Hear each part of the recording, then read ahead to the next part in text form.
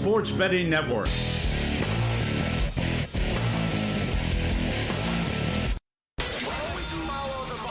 That's what I always say. You always follow the money. Yeah. This is Follow the Money with Mitch Moss and Paulie Howard on VSiN. Here we go. Welcome in. It is Follow the Money on VSiN, the Sports Betting Network. Mitch Moss, Paulie Howard with you for the next 3 hours. Loaded program lineup coming up as we are live from the Circa Resort and Casino. Brent Musburger, the Godfather, bottom of this hour. His best bets for the first round, who he likes to win the entire thing. Mike Palm in studio later on. Fran Fraschilla. He's got the most logical idea to expand to 72 teams. It's awesome. Greg Hoops Peterson on the program and Matt Humans as well. So a lot of bets coming your way today. 2 more playing games tonight, Paulie. Yep. Do you think last night's shooting performances by at least a couple of the teams will have any impact on the 4 teams that are in action tonight? And I'm asking you that because per OptaStats, North Carolina became the first team in NCAA tournament history to score 95 or more, shoot 50% or better from the field, 50% or better on threes, minimum 20 attempts, and 85% or better from the free throw line, minimum 20 free throw attempts. Or was that performance in the second game more of an indictment on San Diego State in the Mountain West Conference? Yeah, a little bit more so. Just it was an out-of-body experience for North Carolina. If they're 7-9 from 3 and everything's going in, that's one thing to hit threes. They're shooting from Curryland, what was going on. So if they're shooting like that from 3, then they're going to make a deep run. And this is what I don't like about North Carolina. When they're a 1 or a 2 seed, they go out early or can't make it to the Final Four, it seems. When they're an 8, or they've done this several times as an 8 seed. You've gone into the Final Four, and now it appears a run could be happening here as they're favored in the next game. So I got to tell you, watching that game unfold, I am more confident now than, how could you not be, than that prop number on the Mountain West Conference. They're not winning 3 games. Yeah. Now, last night had a lot to do with that, but San Diego State's numbers overall, what were they, top 13 in the country with their adjusted defensive efficiency? Where was the defense last night? That is your bread and butter. That is who you are as a program. You're tough. You're physical. You make it difficult for the opposing team. There was 0 transition defense. It was a layup fest for North Carolina. And of those threes that North Carolina was taking, maybe they were from way downtown, like 25, 28 feet. Where was the three-point defense? Why are you running with them? Why were you going up tempo? See, I told you yesterday, if they play North Carolina's game, it will be a complete bloodbath. Yep. But I didn't think they were going to be that stupid to play that kind of a game last night to begin the game. And they were, and look at what happened. Yeah. They embarrassed themselves again. I love the book that did offer a money line with 3 minutes left on San Diego State. That was hilarious. Down 35 with 3 minutes left. Think they could come back? Yeah. Also, 70-1 should have been 70 million to 1. Yeah, that's right. Right. The gift that keeps on giving, though. You're right. Will Hill and Caesars put it up, adjusted now 1.5 for the conference. That is 23 losses in a row when seeded 10 or worse, and then the 26% ATS going back since 2001. So it's just no one bleeps the bed like this conference on the big stage. The one outlier was San Diego State. They're the team that's won games in the tournament consistently and made the run to the Final Four, and that's just that's embarrassing. Yeah. And I thought Jalen Rose actually made a good point on the pregame, and that's where finally a jock and ex-athlete made a good point about how all the other stars that played over the years at Carolina are going to reach out and say, hey, you got to show up now. Come on. Everyone's saying this is ridiculous. You shouldn't have been in. West Virginia got jobbed. You got to show out and prove that you're a North Carolina Tar Heel. And plus they heard that the last 4 days, a couple days, and I'm sure the alumni reached out to him as well and hit him up. So that played a role too. There's a much bigger point than, to me, going into these 2 games tonight, than just North Carolina's offensive performance last night, and they were so good. It reeked of a really overrated San Diego State team with their numbers defensively. They're playing also like other teams in the Mountain West Conference for 2+ months. Yep. So those numbers could absolutely be a little bit jaded. But it's not only North Carolina. It was the first half of what St. Francis did. Right. I lost both games last night to the under in the first half. Carolina's 3 at the buzzer. That was a dagger right to my kidney. But what are you going to do? I had 67. That would have been a push, and that was a loser. That was not a trend bet, by the way. That was more of something that somebody found on Reddit a couple of years ago with when these teams are using different basketballs. And it's been really, really good in the last 2 or 3 years of the tournament. But St. Francis is not a good shooting team. They had 39 at halftime last night. Yeah, total fluke again. Absolutely. You're right. I mean, again, you won a conference title game scoring 45. I think the first game should be a rock fight and a sleep inducer. The second game should be up and down and high scoring. The second game should be all about Xavier and threes, and I'm on the Conwell props, who had 38 against Marquette. He's $1.25 to score 18 points, and he's $1.40 to make at least 3 threes. He is 59% from three the last 5 games and averaging 24 points per game. I think it's going to be an unbelievable difference in the 2 games today. Because how Mount St. Mary's out with their 2 best players somehow won the Metro Atlantic. Sure. And they're just taking the air out of the ball, and that's what American does too. Well, that total has been bumped down. It opened up at 133 at some spots, maybe even a tick higher than that, down to 129.5. That's the first game between St. Mary's and American. The other game has a total of 151.5. And, oh, by the way, I'm looking now. DraftKings, let's see here. I got the screen up right before the show. They had Xavier minus 3.5 in the game against Texas. And they were pretty much the only book on the board that I can look at, nationally anyway. They had it at 3.5. Is that now a little bit too many points here for the Musketeers? I don't think so. They were at their best when everyone played. They'd won 7 in a row before the loss to Marquette, which they led by 10. Texas had all their issues in the conference. 6-12 in the league, and had lost 7-9 before they won the 2 games in the SEC tournament. So maybe the thing that hurt Texas was the worst non-conference SOS of any team in the tournament, what they did. Non-conference, but Xavier battle-tested as well, and I don't think that's outrageous that Xavier, although the big one is the 1-9 against quad ones. I know that's hard to look at, but you saw how it worked out for North Carolina. So I think it'll be raining threes. They're great from the free throw line. They have experience, and this is an underrated program.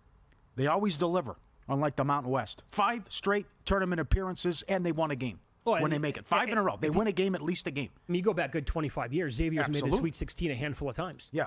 Right? And they don't need a good seed either. 2017, Elite 8, 11 seed. 2012, 10 seed, Sweet 16. There was another deep run in there. You're right. Doesn't matter what the seed is. They seem to deliver. I also think Sean Milner has the clear coaching edge tonight against Roddy Terry. Yeah. So there is that. Some more overall numbers and why this has a high total of 151.5. The Longhorns are top 40 in adjusted offensive efficiency. Xavier, they did close the regular season on a 7-game winning streak. They are top 10 in three-point percentage, almost at 39%. Top 40 in adjusted defensive efficiency as well. But when you really break that down, Xavier's three-point defense, it's in the 180s in the country, and their two-point defense is in the 160s. So I think maybe top 40 adjusted is going to be a little misleading here. The Texas offense, though, this is from Greg Peterson on VSiN.com. He points out that the Texas offense declined significantly on the road, averaging 14.8 fewer points per 100 possessions than at home. They shoot 38% from 3 at home, but only 33.5% away. Xavier is not a strong offensive rebounding team, ranking 335th in percentage of missed shots converted into offensive rebounds. Greg made this number 3.5. There are still 2.5s out there, so he likes it 2.5, and he likes under 151.5 in the game. Right. I'd be stunned if there's a high, if it goes, well, I don't want to say over the total, but you get a fair amount of points in the first game. I mean, just how both teams play, and you see the 59 first half total. I mean, that first game just should be, you look up and it's 20-20. Well, American, they play, their pace is at number 349 in the country. Yeah. Right, that's one of the slowest paces in the entire land. Yeah, and the big one with Mount St. Mary's is how they change and how they had to play, and then all 3 tournament games went under by, on average, 14 points per game. Sure. Think about that. They held their opponents to 49, 55, and 58 points in the tournament, the NCAA tournament, and the possessions by game, 65, 59, and 64. So slow, methodical, not a lot of action, not a lot of possessions, hence a 4-point move essentially on the total overall in that game. Did you see the breaking news before the show started? No. It is official. Will Wade, the McNeese coach, has reached an agreement to become the next head coach with NC State. It's official. Okay, so then what happens now? You know what? I'll try to find out if he's going to be coaching in the game or not. Oh, God. I know they asked him about it, and he said, yes, I'm talking to NC State. I can't BS the kids. But after what happened with Lucas at Duke, does he say, okay, I'm going to coach the game, and then when the season's done, I'll go to... I mean, Lucas left to take the Miami job because the portal, everything March 24th. What if McNeese wins a couple games? Sure. Oh, what a fiasco. I mean, just imagine being the kids on this program. You're getting ready. You're set to play a really good Clemson team. The whole idea of breaking it down on film, getting together with your coaching staff and your teammates. How are we going to attack this team? We got blown out and embarrassed last year. Everybody was honest. The game was over right away. Let's correct that. Let's leave this program with a better taste in our mouths. Oh, wait, guys, hold on a second. Your coach is leaving. Before you, this is hours before opening tip-off of your game. That stinks. Yep. Loose lips sink ships. I don't know why they couldn't keep it a secret. Throwing a lot of stuff at you here as well, and I know you mentioned hoops breakdown. Texas, different team away from home as well. Yeah. So that could be. That's why I like Xavier tonight as well. I did it the other day. Mitch is up there. Everyone's up there. It's a VSiN March Bracket Challenge. Free to enter. Showcase your skills. Chance to win $5,000 in cash prizes. It's free. 40 picks against the spread or totals over the course of 6 rounds. Registration open now. It runs through the title game April 7th. Sign up. Check out the rules. VSiN.com/contest. $5,000 on the line. Free. VSiN.com/contest. Get those picks in. What a weird look tomorrow for McNeese State if he's on the sideline coaching the team up. I wouldn't want him there. No, neither would I. I would say just get out of here. Leave. It's like, was it Schembeckler? A Michigan man's going to coach Michigan. Yeah, that's right. When Frieder did that. I would not either. The players, forget it. They should probably just say, get somebody else here, and the whole university should say, Will, there's the door. Good luck at your next gig. Up next, more bets we've added to the tournament.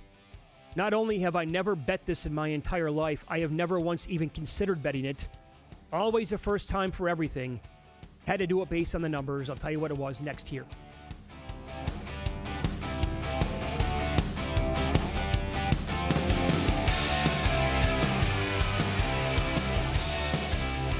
The betting waters are stirring, and we're ready to strike on VSiN's Sharp Week. Starting Selection Sunday, VSiN will be your captain for March Mania, helping you navigate the madness and land that big bet. Join us as we break down the brackets and provide expert analysis on every game, delivering insights only VSiN can offer.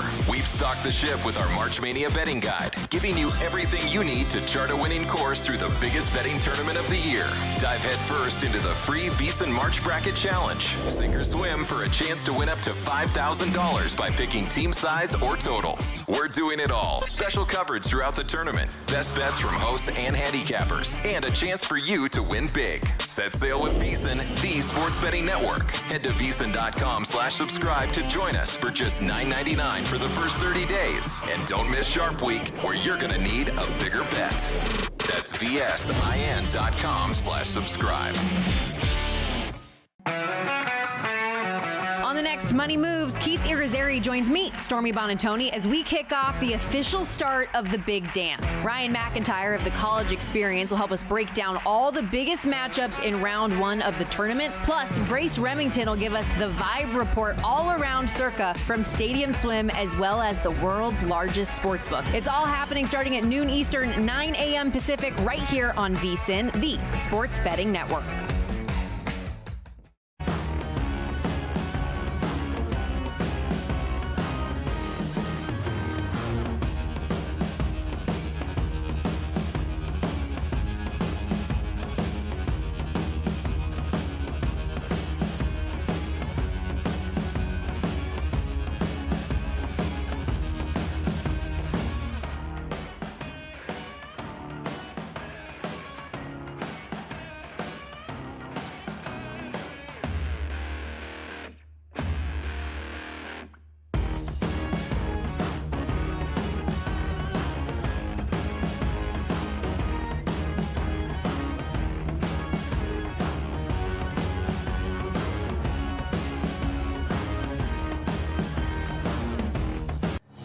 This is Sharp Week on VSiN, the Sports Betting Network.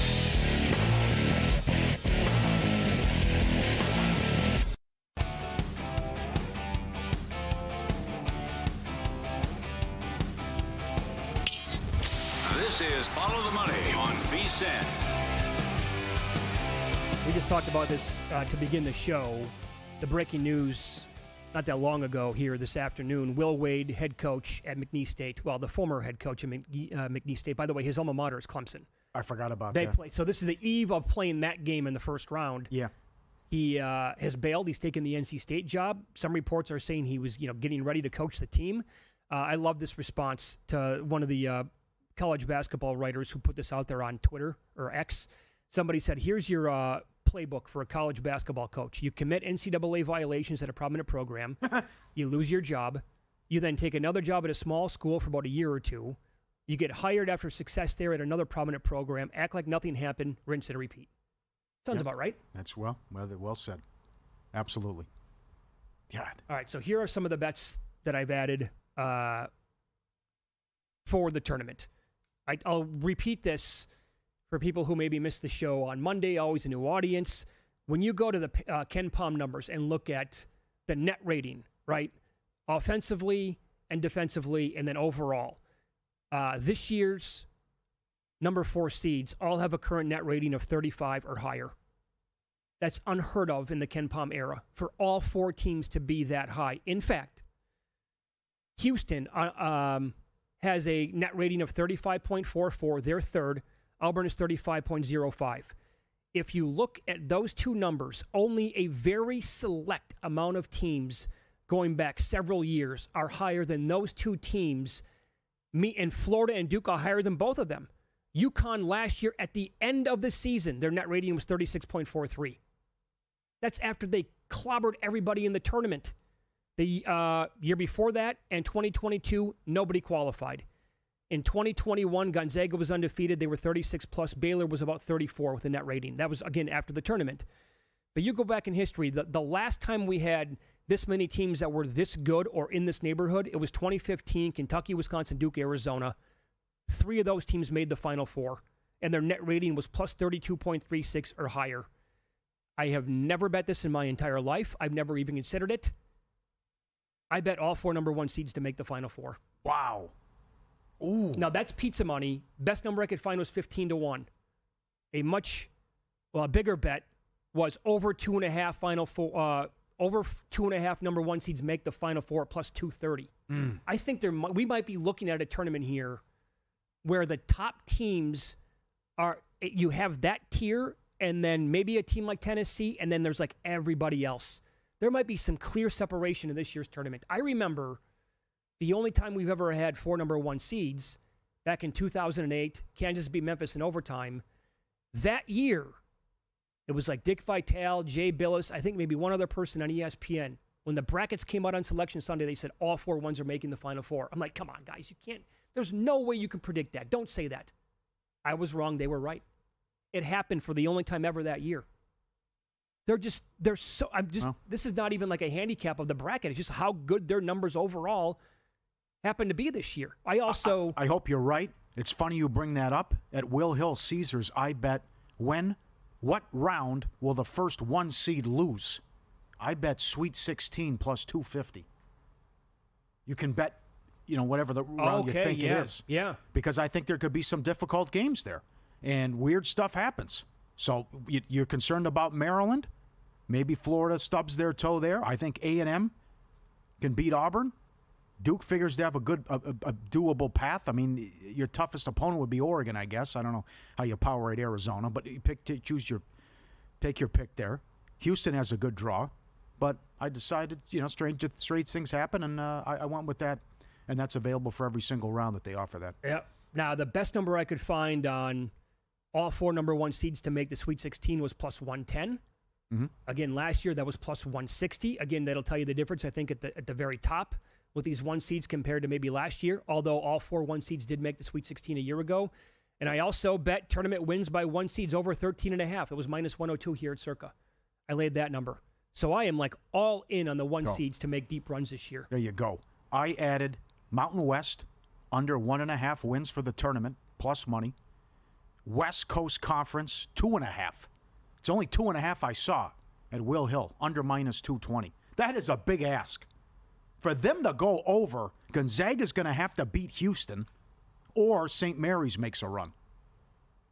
St. Mary's plays Vandy, then if they win, they play Bama. If Gonzaga, Mark Few was 21-3 in the first round, by the way. That's incredible. If Gonzaga beats Georgia, then they get Houston. That's only 2.5 I saw out there. But that's again, a good find. Heavily juiced to the under. And I'm starting to get there. I think BYU can get it done, win and cover. What Chris Russo said with us the other day, Michigan, Yale, VCU, and Wisconsin all played on Sunday. Mm-hmm. They are playing Thursday in Denver. Travel, short rest, altitude, and Wisconsin's the early game, and then BYU plays VCU, and BYU's used to the altitude in Denver. Sure. They should be able to cover and take care of VCU, not to mention they embarrassed themselves last year in the first round against Duquesne. All right, very good. Now let's concentrate here for a minute on the Mountain West Conference after last night shellacking San Diego State, never a game against North Carolina. Okay, so which Mountain West Conference teams that are remaining would scare you on this bet? If you're going to bet under 1.5 now at plus money. Colorado State. That's it. Utah State, they don't win games. Last year, they had ended that long drought. They're 2-17 going back in the first round. I think UCLA is going to beat them, and it could be by margin. New Mexico's never been to the Sweet 16. Patino only has one tournament win. We go through this every year. Oh, wow, good New Mexico team. Good numbers, good rank. No, doesn't work out. Embarrassed last year. Game was over 10 minutes in against Clemson. I think Marquette gets them. It's Colorado State, and they're favored. But I like this Memphis team. It's unfortunate they're playing one another, but it would be Colorado State. But then again, I run into Maryland, who everyone likes. So I think Colorado State wins. That'd be the one win. Then they lose. New Mexico goes out. And Utah State goes out. Bam, there you go. Okay, so I have to be honest. There's one team here that really concerns me. All right, go ahead. And if Memphis did not have the injury to Hunter, first of all, I don't think the number would have opened 2.5. I would absolutely love Memphis. And I was on Colorado State in the semifinals and the title game of the Mountain West Conference. They're playing great. One of my looks early here was New Mexico plus the points against Marquette, but I'm also anti-Marquette. I don't think they're very good. Yeah. But am I out of line is this an overreaction to last night what happened to San Diego State? I can no longer make a case for New Mexico because the Aztecs got absolutely buried. And people, I get it. The trends, historical stuff, trends don't pay their rent. We preface it all the time by saying that. They're fun to look at. They're fun to discuss. I don't think this is a trend with the Mountain West Conference. No, it goes back to 2001. No, this is real life that we're talking about here. This is the JV versus the varsity. And when they start to play the big boys, who they haven't played in like 2.5 months because they're playing each other in their conference, we have seen over how many years of data do you need? It's not even a trend anymore. It's not. Never. Don't ever call it a trend.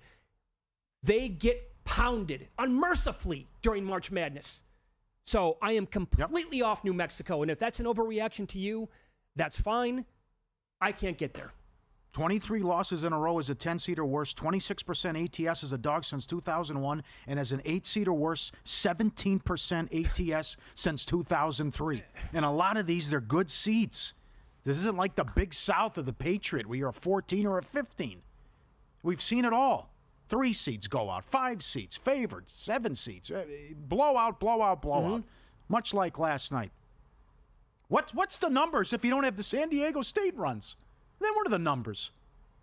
Why, you don't even want to look. Yeah, that was a wacky tournament. You take that out, they won 5 games. They're responsible for almost everything here. Sure. Other than the run that the Rebels made a long time ago. Yeah, well, that was the year they played Florida Atlantic to go to the title game. Yeah, right. That's right. It was wild, yep. Are you ready to take your sports betting to the next level? Sharp Plays at sharpplays.com. Your secret weapon. Since 2011, they've been building trusted relationships with major books and sports insiders worldwide. Daily updates on what top sports bettors and groups are wagering on. You're always ahead of the game. And they launched a cutting-edge AI betting analyst that provides even more selections and reports, giving you the edge you need to win. You can check out the Sharp Plays free content anytime. Real-time betting action reports, alerts, email, and from X directly from the pros. Check out their records and their logs, sharpplays.com. You're joining a team that's never had a losing year. Start today. Get access to the best betting insights, sharpplays.com. Welcome aboard the Sharp Plays. Mm-hmm. So as for tonight, again, American, still about a 2.5-point favorite against Mount St. Mary's. And Texas now catching 2.5. That was 3.5 on the side of Xavier before the show started at DraftKings. Now they're pretty much back down to 2.5, and that's where most spots are for this game tonight. I think that game's going to be a fun one to watch, at least. Yes, it will be. The first one I don't. I know people have been making the case to bet the first half under and the full game under, since the matchups were announced. Yep. And I can get on board with that, but now the problem is, again, for full game, it's moved about a good 4 points. So you always want to get the best number imaginable. Yeah. Although, it has all the makings, though.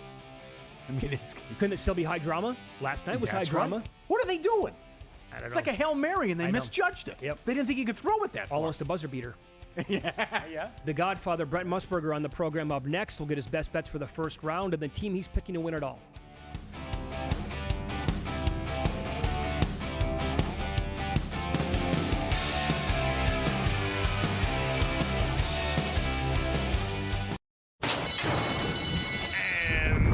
They're off.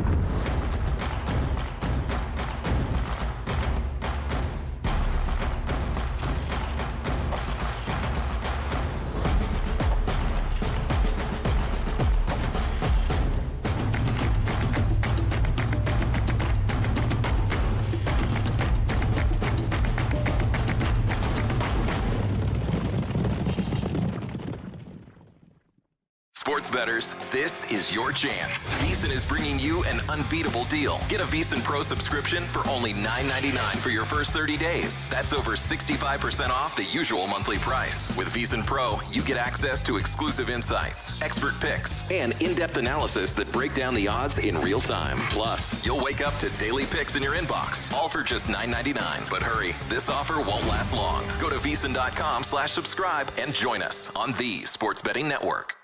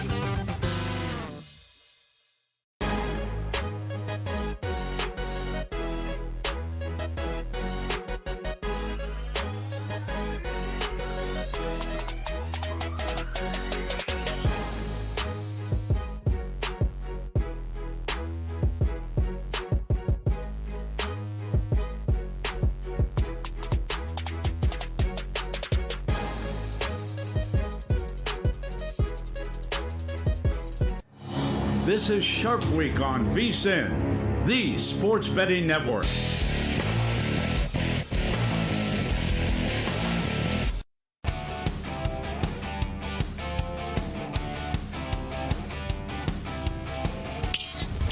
This is Follow the Money on VSiN.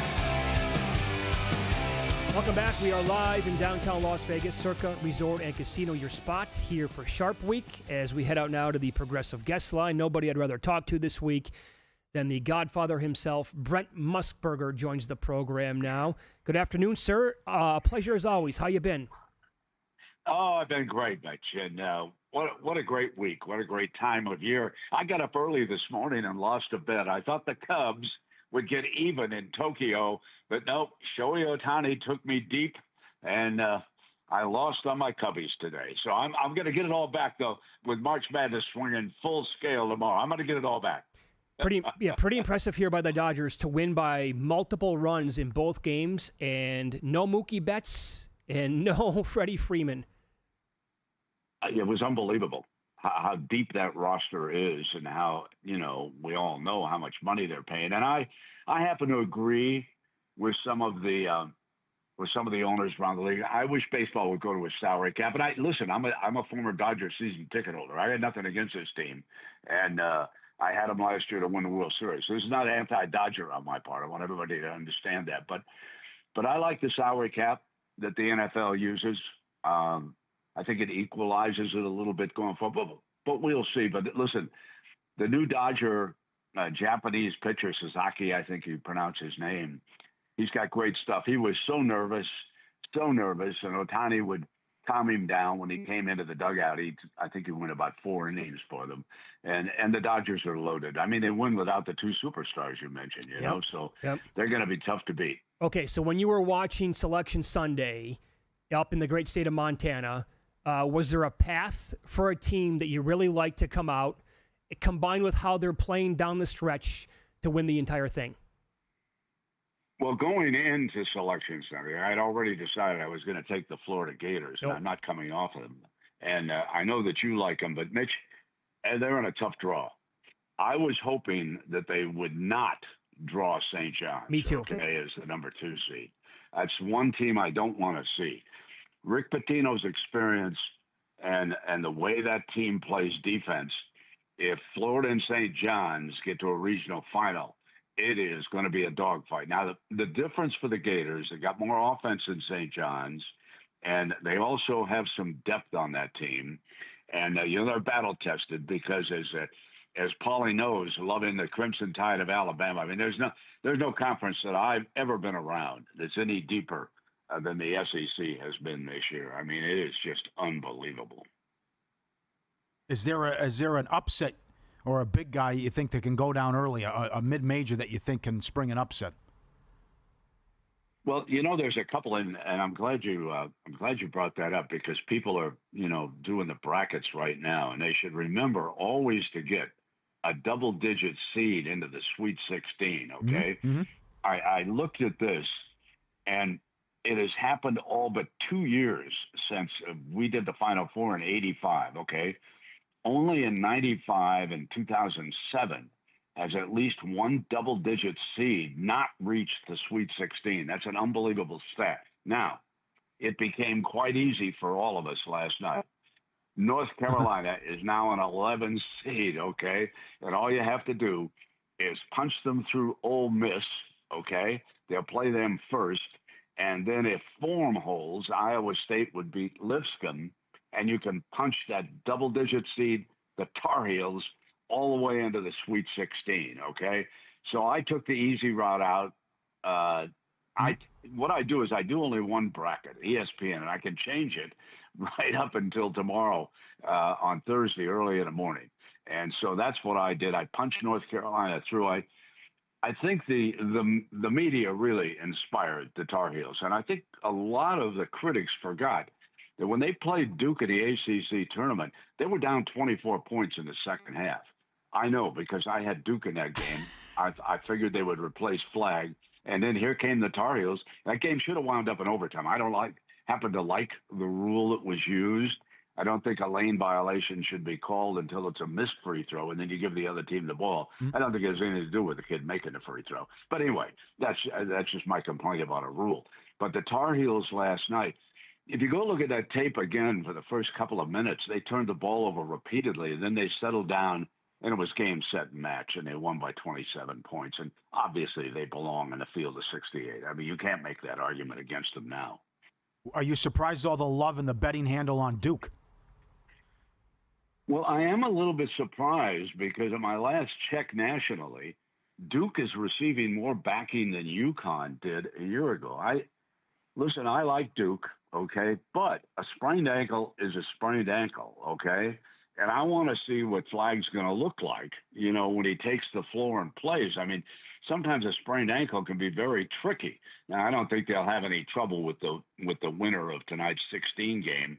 But then, it gets tricky with either Mississippi State or Baylor, that 8-9 game in the East region. So we'll see. Now, I'm not surprised that people like Duke. It's a very good basketball team, well coached. But I'm a little bit surprised that so many people are picking them to win because I thought UConn was a powerhouse last year. I thought they were an easy choice to win the tournament. And it played out that way as well. Yeah, no doubt. So is there a first-round matchup that you absolutely love based on the point spread or the total when it first popped? I'm glad you mentioned that, Mitch, because the one thing that Steve Makinen has pointed out is that last year was a big year for favorites. Now, normally you look around and you grab the points, okay? We've all done that through the years. But here's my take on what happened last year, and here's why I think people should hesitate. There's a huge change in college athletics, and that's it. Players are being paid now, okay? In fact, the one stat that I would like that I don't have, what's the salary of these teams, okay? How much is being paid? Because you know that Flag is receiving a lot of NIL money to go into Duke, okay? So I would want to know that. But there is a team, a fascinating team for me. They've never won the championship, but I've always loved the Mormons. I love BYU, and I think that BYU up against the Virginia Commonwealth, there's a tight number on that. BYU's got a lot of depth, okay? I've watched them beat Iowa State in Ames one night, and I talked to Fran Fraschilla afterwards, and he said, BYU, Brent, he said, those kids have been on mission, and they're older, and they're experienced, and they can get by. Now, athletically, they're not as good, but they've recruited a couple of big guys, and so I'm picking BYU to win 2 games, okay?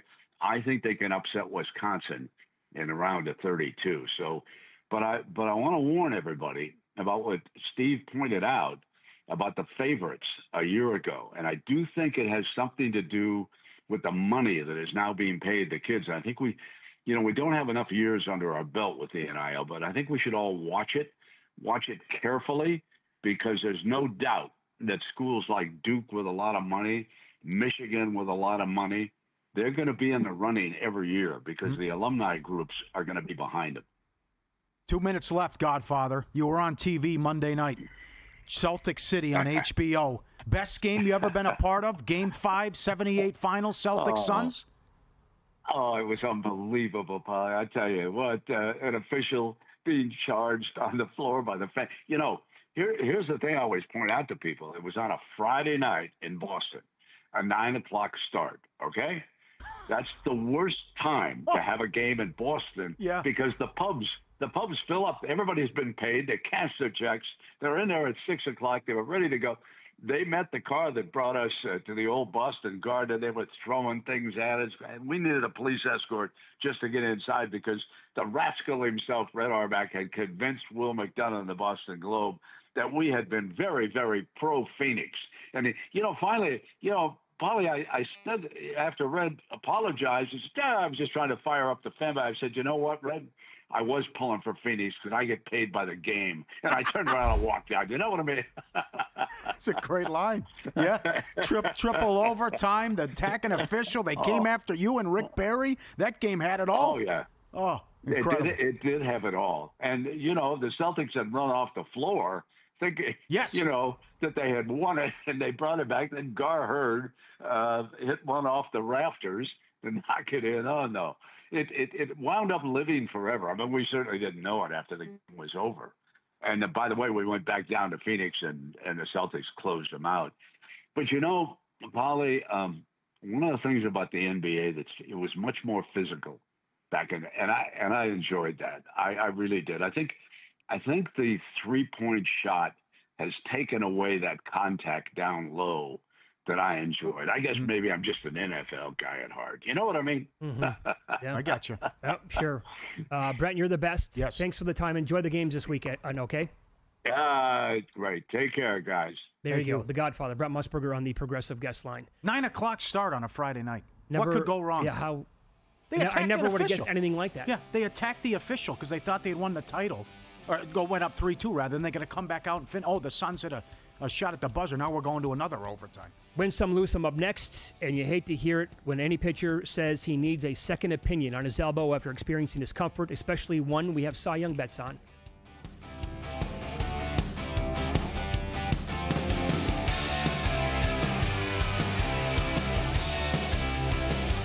Brown and Mike Somich on Ready, Set, Bet as they get you ready to make your bets for all the weekend games.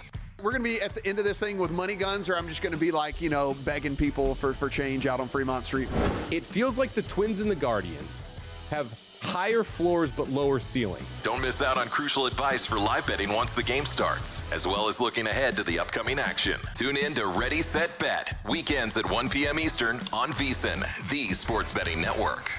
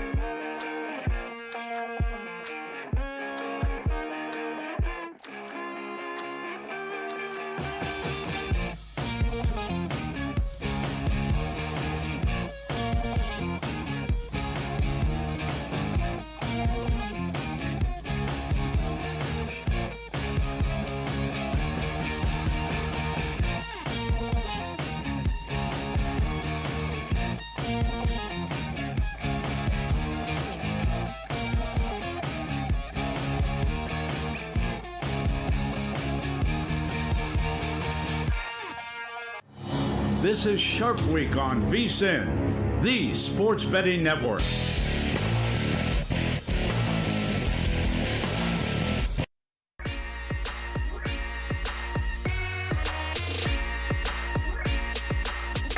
Were you a winner last night? Wow, winning. Or was it a rough one? Well, they can't all be winners, can they? Loser! You're a loser! Paulie Howard recaps the night in sports betting in Win Some, Lose Some. North Carolina 3.5 up to 5, never in doubt against San Diego State. Arkansas State 3.5 up to 6, no problem. Northridge, Stanford over 149.5 up to 158, 87-70. Santa missed one here. Bruce Marshall's play. Santa Clara against bad teams. They were laying 11 against Riverside, and they bet it over. 150 up to 158.5. 101.62. Santa Clara. Ooh, and Jacksonville State in the NIT. Plus 250 on the money line. Subscribe, be part of the team. VSiN.com, our radio and podcast friends. You always want to see these tweets and videos. Ed Pauly Does Vegas on Instagram. Send them in. We'll put you on. I love you, Scotty Scheffler. His Masters dinner. Appetizers, we're going cheeseburger sliders, firecracker shrimp. Love that. Meatballs, ravioli bites. That's the apps. Then your main course is either cowboy ribeye or black and red fish with macaroni and cheese. Dessert, warm chocolate chip skillet cookie. It's a pretty damn good menu. Wow, that's strong. That's really, really good. Good job. You go the cowboy ribeye over the black and red fish every time? Yeah, I have to. I'm a big fish guy. Yeah. And you can't lose with the macaroni and cheese. I'm good with the appetizers. Oh, so am I. I got Those were sliders, excellent. Meatballs, ravioli. I love firecracker shrimp. I think you skipped by the Texas chili as well. That I did skip. You don't like chili? Yeah. Oh, wow. Okay. No. All right. Absolutely love it. I get bad plumbing. Well, yeah. Well, you eat 17 Twix candy bars a week, so I mean, what do you expect? I'm so bad. I will tell you this: I'm a big fish guy. Yeah. Love fish. Always have. I grew up fishing. Whatever. Yeah. There was a spot in Las Vegas last year. If they bring it back this spring, I will put it out on social media. They had, and they offered for like 6 weeks, a halibut fillet. And I love halibut. So do I. But I don't like it here in Las Vegas because it doesn't taste the same.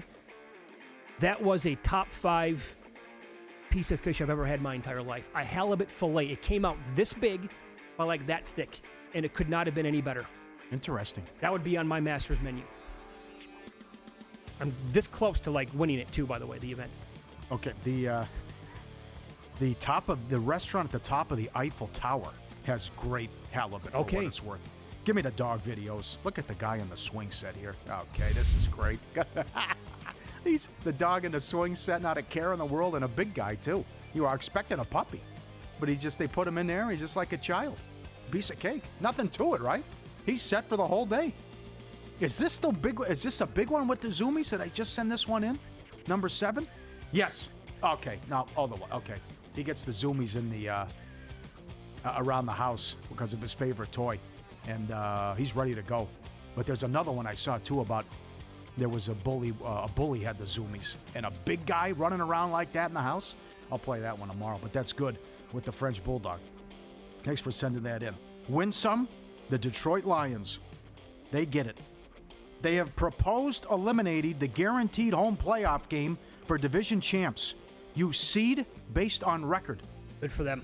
Enough of this. I hope the league listens. They're exactly right. This is even better. No more automatic first down for defensive holding or illegal contact. Oh, okay. It's 3rd and 25. It's a 5-yard penalty. Why is it a first down? Yeah, that's great. Good job, Detroit. The league, please, these are like obvious things that you need to adapt to. Mm-hmm. Lose some. Hawks, Hornets under 236.5 to 230.5. No good. Bucks +3. Went off the favorite. Lost to the Warriors. No Curry. Kent State, the Bonnies over 130.5 up to 137. And the Mountain Worst. 23 losses in a row in the tournament as a Ted seed or worse. I put this under lose some as well. But it's kind of funny. John Brown, who works here, sent a couple of these in. You got the dog here strapped in on the backpack, and the dog on the back of the owner coming in. Kind of like the backpack, and here's the other dog. Here, right here at Circa. That one's strong. With the dog. That is. Very good. Excellent. No bad beats to speak of. Get ready for the madness. VSiN's March Mania betting guide. Your ultimate edge for the tournament. Packed with team profiles. Key trends for each round. Great job by Mackinnon. Strategies for building your brackets. Start your subscription, just $9.99. Instant access to the guide. Every best bet. Every host. Every guest. Betting splits. VSiN.com/subscribe. All right, so this always stinks when you hear this from any pitcher, specifically a young starting pitcher, and now you add on top of that a guy who we have Cy Young bets on this year. Jared Jones told the Pirates he was experiencing discomfort in his right elbow on Sunday. That was after his most recent bullpen. Not good. He wants a second opinion. Going to be cold part 2. This is not going to go well. Yeah, it's been nonstop for 3-4 years with this. Yeah. Yep. And big names, too. It's unfortunate. Man. What would be on your Masters dinner? Boy, that's tough. What's your go-to? What do you love more than anything else? Mashed potatoes and turkey stuffing. So what's like the main course? Is it turkey? Give me the Thanksgiving Day setup, like mashed potatoes, turkey dressing, macaroni, and then appetizer.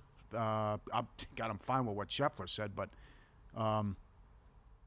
firecracker, shrimp, sliders, Caesar salad. You like a good Caesar? I love a good chicken Caesar salad. Yeah. Absolutely. Extra chicken, extra croutons. Yes, absolutely. That's how I do it. Okay. Good. I got some great emails. FTM@VSiN.com.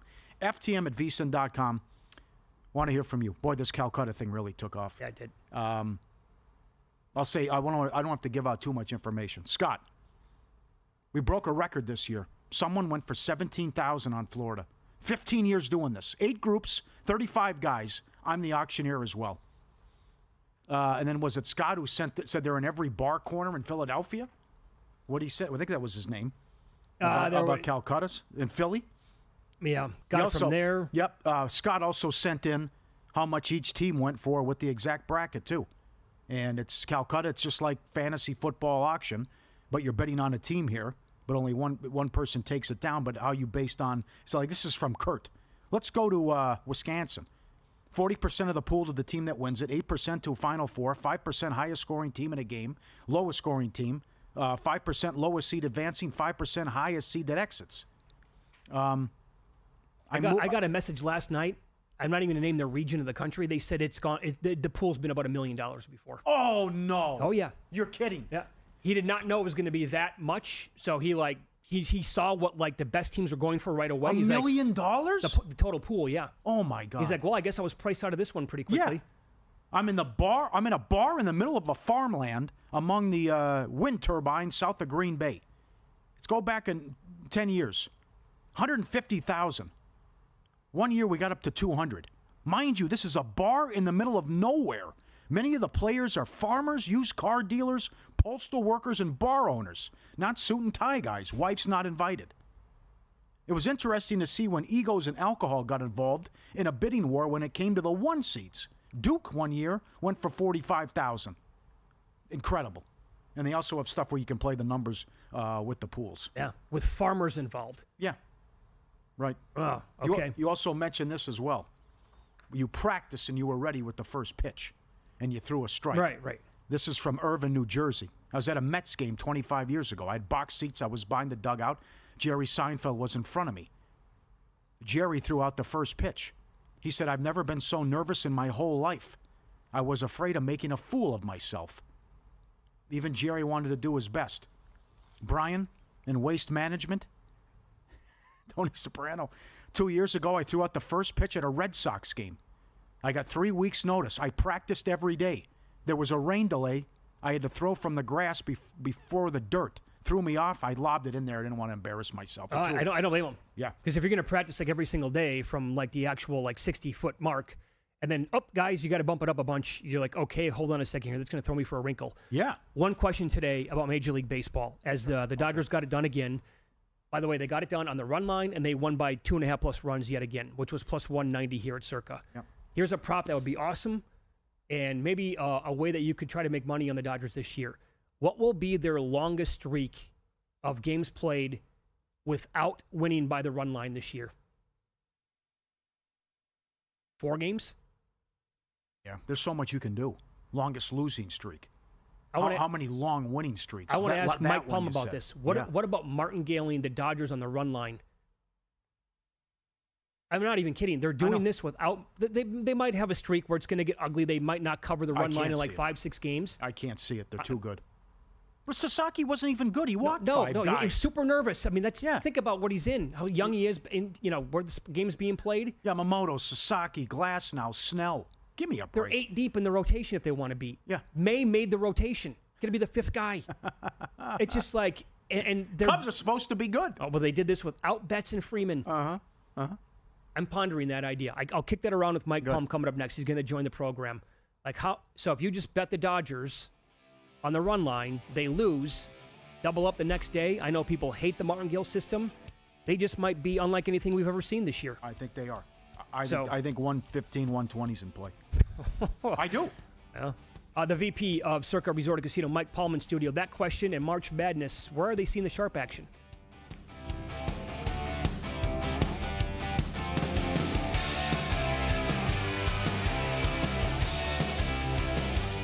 And we're out. Okay, give me 1 sec. I need to load funds into my gaming apps. Stormy, really